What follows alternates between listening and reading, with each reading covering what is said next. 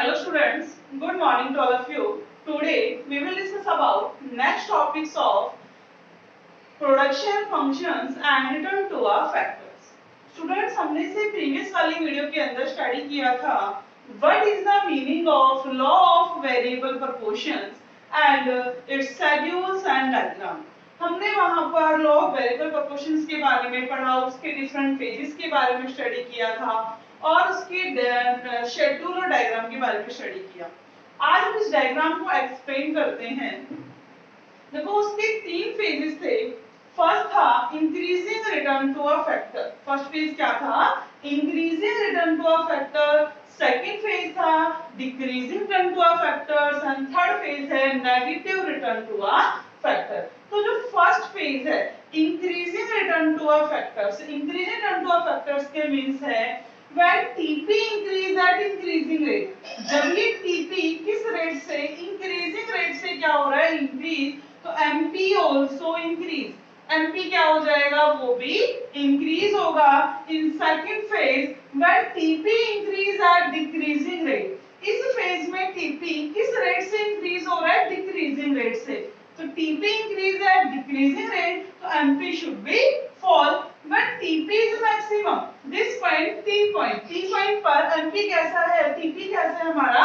Maximum. और यहाँ MP क्या है? जीरो। MP कैसा है? जीरो है। when TP start declining, जब TP हमारा गिरना स्टार्ट हो गया तो MP become negative।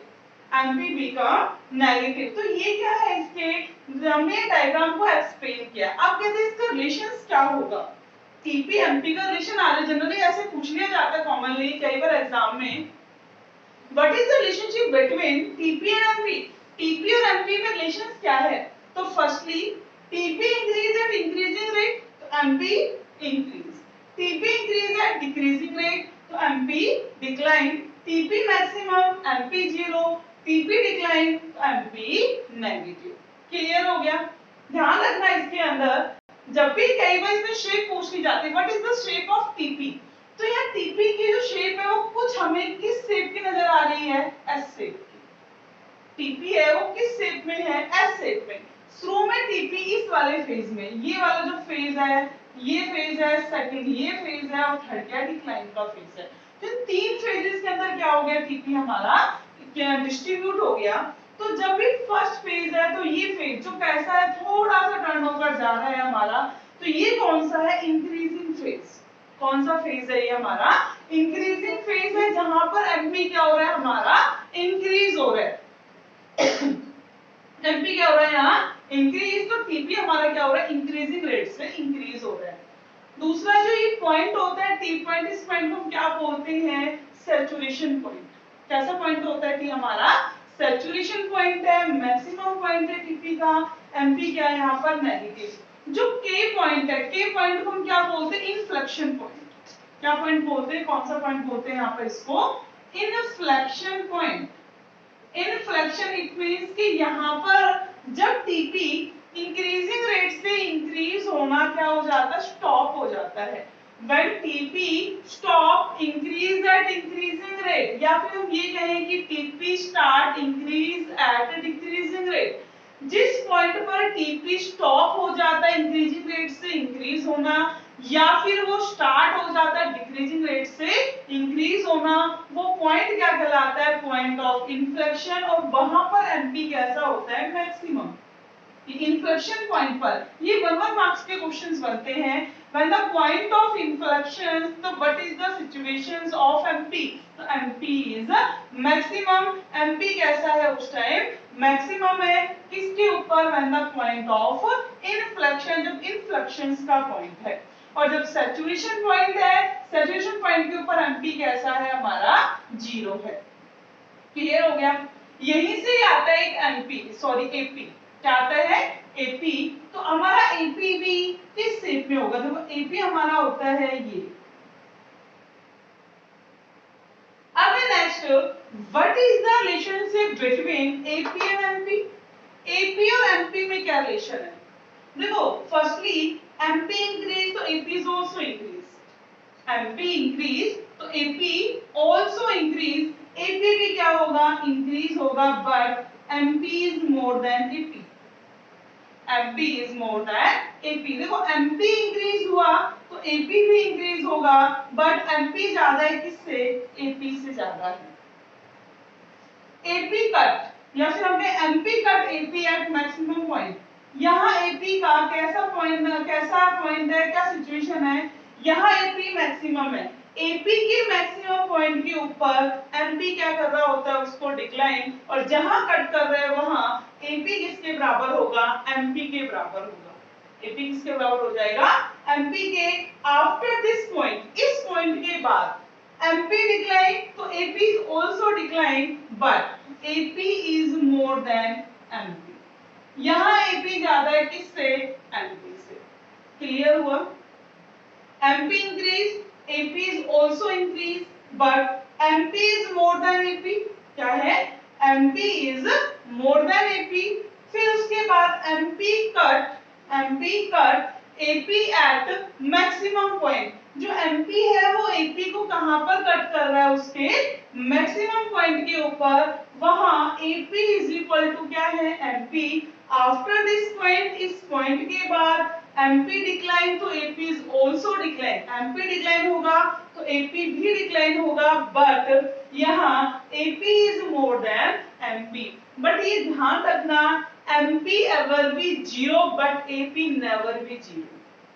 MP zero हो सकता है, नेगेटिव भी हो सकता है, बट जो AP है AP कभी भी जीरो नहीं हो सकता और ना ही कभी भी वो नेगेटिव हो सकता है। AP क्योंकि AP क्या है, AP है पर यूनिट ऑफ वेरिएबल फैक्टर्स या आउटपुट पर यूनिट ऑफ वेरिएबल फैक्टर की, एक वेरिएबल फैक्टर से आने वाला आउटपुट। और ये क्या नहीं है, पॉसिबल नहीं है। अगर लेबर ने काम किया है तो आउटपुट तो निकल कर आना ही आना है।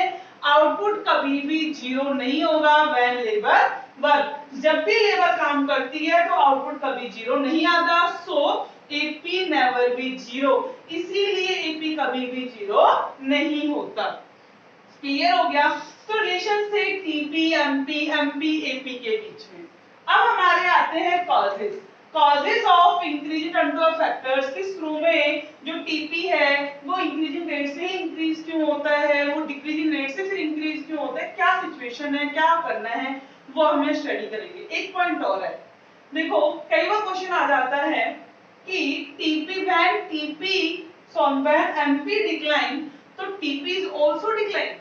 When MP decline तो TP is also decline, तो आंसर क्या होगा, false। When MP decline तो TP is increase but decreasing rate। MP गिरेगा तो TP हमारा डिक्लाइन नहीं होगा, TP हमारा क्या होगा, बढ़ेगा, बट वो रेट क्या हो जाएगी, उसकी चेंज हो जाएगी, रेट क्या हो जाएगी, डिक्रीजिंग रेट हो जाएगी। रेट क्या हो जाएगी, डिक्रीजिंग। लेकिन इस सिचुएशन, हाँ ये आता है कि मैं MP नेगेटिव TP डिक्लाइन, तो ये क्या है, ट्रू है। वेल MP नेगेटिव तो TP डिक्लाइन ही होगा। क्लियर हो गया। अब हम करते हैं causes of increasing return to a factor and causes of decreasing return to a factors.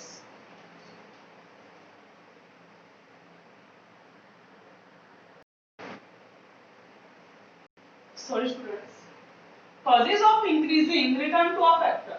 तो फर्स्ट कॉजेस क्या है कि when TP increase at increasing rate.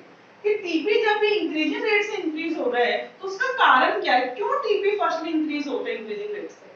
तो सबसे फर्स्ट कारण है फुलर यूटिलाइजेशन ऑफ रिसोर्सेज। जो रिसोर्सेज थे हमारे पास अवेलेबल, जैसे हमने क्या माना था कि 1 हेक्टेयर ऑफ लैंड हमारे पास कितनी है, 1 हेक्टेयर है, और यहाँ पर जो हमारी लेबर लगी हुई है 1 2 3 4, जो ये 4 लेबर लगी हुई है, 4 लेबर्स आर सफिशिएंट। ये 4 लेबर कैसी है, सफिशिएंट है, वो अपना वर्क क्या कर रही है, बहुत अच्छे से वर्क कर रही है। और जो 1 हेक्टेयर लैंड है वो उसका क्या हो रहा है, कंप्लीटली यूटिलाइजेशन हो रहा है। जब कंप्लीट यूटिलाइजेशन होगा और हर लेबर चाहेगी मोर एंड मोर आउटपुट क्या करना, प्रोडक्ट प्रोड्यूस करना। जब more and more output produce होगा तो शुरू में जो प्रोडक्शन है वो किस रेट से इंक्रीज होना है, इंक्रीजिंग रेट से ही इंक्रीज होगा। क्लियर हो गया। सेकंड है division of labour and increase and in efficiency. यहाँ पर क्या हो जाता है, जो लेबर है लेबर की डिविजिबिलिटी हो जाती है। वन लेबर हमने लगाई तो उसने क्या किया, अच्छे से काम किया। सेकंड लेबर को हमने बता दिया कि आपका काम ये है, थर्ड को बता दे, फोर्थ को, मतलब कि हमने क्या किया, जो हमारा वर्क था 1 हेक्टेयर लैंड का जितना भी काम था, हमने क्या किया, डिफरेंट डिफरेंट लेबर के अंदर उसको डिवाइड कर दिया कि आपका काम ये है, आपका काम ये है, आपका काम ये है। इससे क्या होगा कि जो जितने भी वर्कर थे सारे क्या होंगे, अपने वर्क को करने में स्पेशलाइज्ड हो जाएंगे। क्या हो जाएंगे, स्पेशलाइज्ड हो जाएंगे। जितनी ज्यादा वो स्पेशलाइज्ड होंगे उतनी उनकी क्या बढ़ेगी, एफिशिएंसी बढ़ेगी।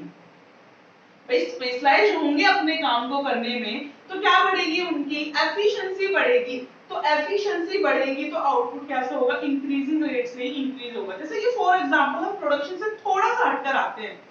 अगर आपको क्या करते हैं, जैसे इकोनॉमिक्स के तीन टीचर आपके पास, सपोज करो है भी एक ही, तीन टीचर आपके पास, तो अगर मैं सिंगल हूं तो मुझे क्या करके आपको +1 कॉमर्स की इकोनॉमिक्स संभालनी है, +2 कॉमर्स की इकोनॉमिक्स संभालनी है।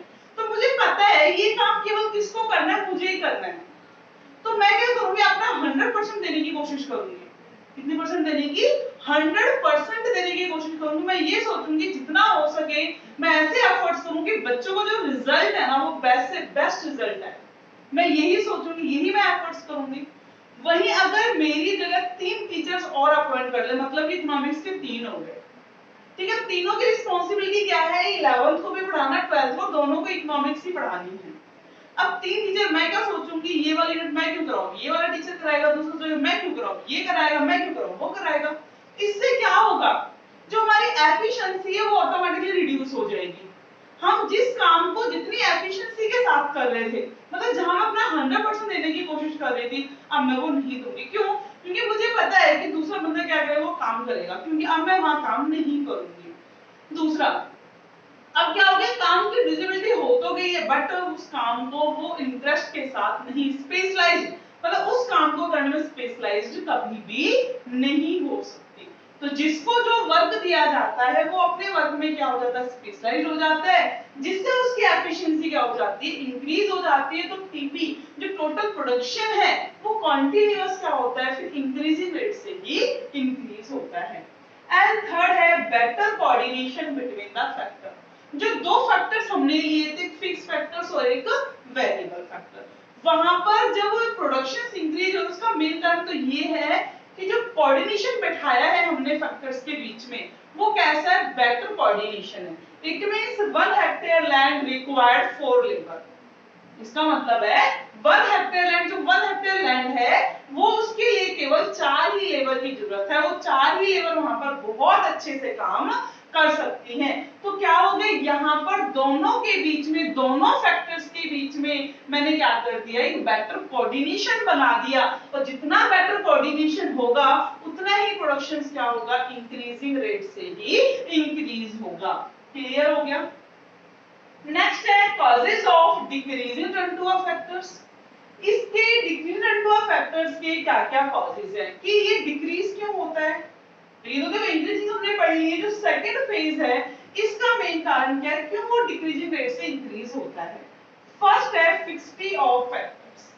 देखो काम अगर यहाँ पर 4 लेबर सफिशिएंट थी, मैंने 5th लेबर और अपॉइंट की तो प्रोडक्शन तो बढ़ा, बट उतना नहीं बढ़ा जितना 4 लेबर ने बढ़ाया था। ऐसा क्यों हुआ, क्योंकि जो फिक्स फैक्टर है ना वो कैसा फिक्स है, आप उसको चेंज नहीं कर सकते। जबकि 4 लेबर सफिशिएंट थी, 5वीं लेबर को काम नहीं मिला, हमने 5वीं को वहीं पे लगा दिया, प्रोडक्शन थोड़ा बहुत इंप्रूव हुआ, बट जो एक्सपेक्ट किया गया था वो नहीं हो पाया।